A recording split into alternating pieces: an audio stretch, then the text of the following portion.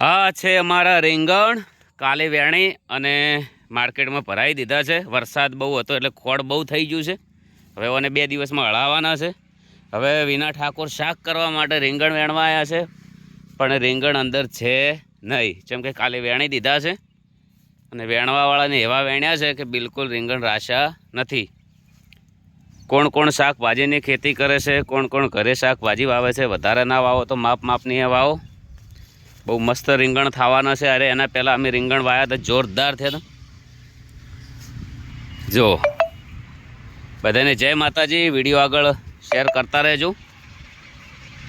અને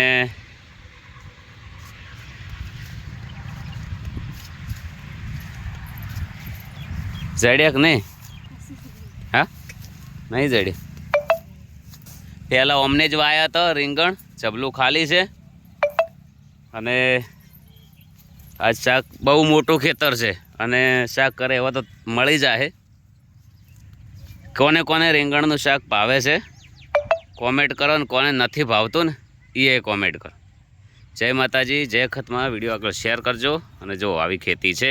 હોમે આપણો બંગલો છે, દેખાય ને ચબૂતરા, એના પાછળના ભાગમાં રીંગણ વાયેલા છે. જય માતાજી, જય ખત.